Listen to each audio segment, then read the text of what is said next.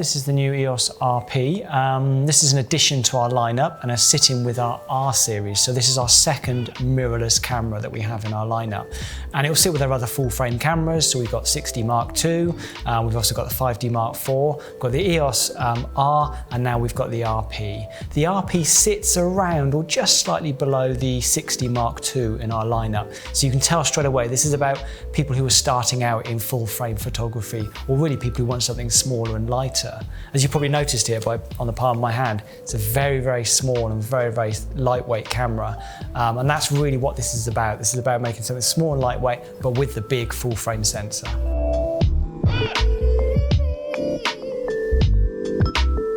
The way it looks, yes, it does look like a traditional EOS. If you're used to using 800D, which I've got there, if you're used to using an 80D or anything like that, you'll find this camera very easy to pick up and start using because it handles in almost exactly the same way. The button layout is almost exactly the same as well, and there's not too many buttons on here. So it's a camera that you can use quite quickly. It's a camera you can get to grips with quite a lot. You haven't got to really learn it to get yourself shooting, which is great because it means you can concentrate on the subject that you're shooting and things like that, and your composition.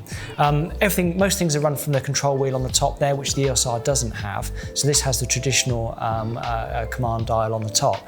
And you'll notice on here, we've got the flexible value on here, and we've got all the scene modes and this kind of thing. So it's a camera you can be quite creative with as well. Viewfinder on the top here, obviously it's a digital viewfinder. The viewfinder is very similar to what we have in the M50. So it's a 2.36 million dot viewfinder. So it's a nice bright viewfinder for a camera of this type. The screen on the back is a fully articulating variable angle screen. You can fold it away, tuck it away if you want to protect it, and obviously you can open it up and use it as you want. It's a touch screen, and it's just over 1 million dots, so it's a high resolution screen there as well.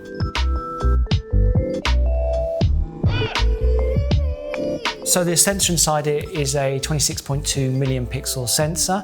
It's almost exactly the same as the sensor that we've got inside the 60 Mark II. So image quality is going to be very similar to 60 Mark II.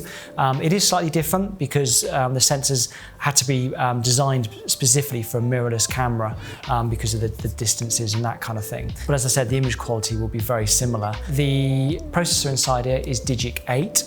So it's our latest generation of processor, which may make the image quality look slightly different, but we'll see when the final production ones of these come along. As far as speed, it shoots up to 5 frames a second or 4 frames a second with the autofocus, and you get about 50 14-bit RAWs shooting at 5 frames a second before the camera will slow down, and that's from a standard SD card.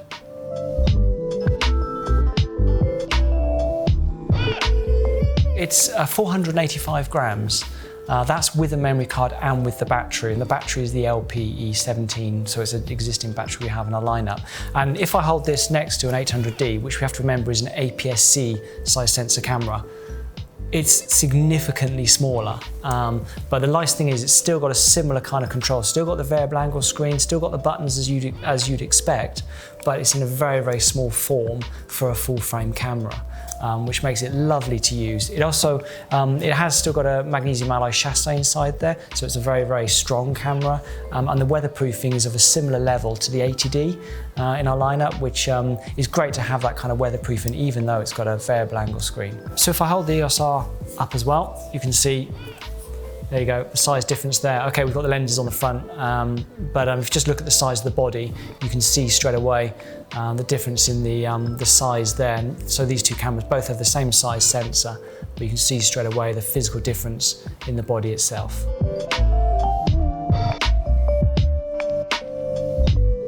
We've created a grip, which is this grip here, which you can buy separately to go onto the bottom of the camera. It very easily clips on. You take the battery door off, and then this slots directly onto the bottom like that. What's nice about this grip is even though you've got it on here, you can still access the battery and the memory card there, and you've still got the tripod socket there as well.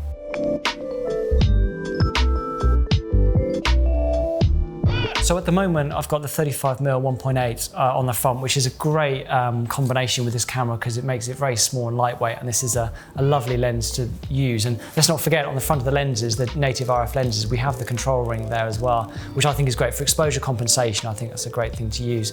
But this will fit any of our RF lenses straight away on the front. So if I've got the 50mm here, this is the 50mm 1.2, so it's a big heavy lens, but you can see how nice this is actually to use. The balance with the grip on the bottom is still quite nice with a big hefty lens like that. So as the RF lenses, we have the 50mm, we have the 28-70, we have the 24-105, and we have the 3 adapters as well. So we have a small range of RF lenses. The camera will come with the standard adapter, which will allow you to use any of our EF or EFS lenses. That's straight away, so you can start using it with your existing your existing lenses if you already have EOS cameras. But we will be producing some new lenses for this, and I can tell you what those new lenses coming up will be in 2019. So first of all, we're going to have 3 2.8 L series IS lenses, and that's going to be a 15-35, a 24-70 and a 70-200. And as I said, those are all 2.8 L series. There'll be IS and there'll be USM. A lens which I think is really exciting and something I haven't seen from us before is we're also going to be doing a 24-240, and that's going to be an f4 to 6.3 IS. So that's quite an exciting lens, and I think that would probably be a really nice combination for this one, because that as a package would be a really good travel combination there. There will be 2 85mm lenses coming as well. Those will both be 1.2 L series, but one of them will be a DS lens, which is a defocus smoothing lens, which will give a different look to the background defocus, to the bokeh effect from the lens. So that's quite exciting to see that. So we've got a few lenses coming along in 2019 for the RF, and have to remember, if you add this into the EF and EFS lenses that we have, there's a great amount of variety that you can do with these new cameras.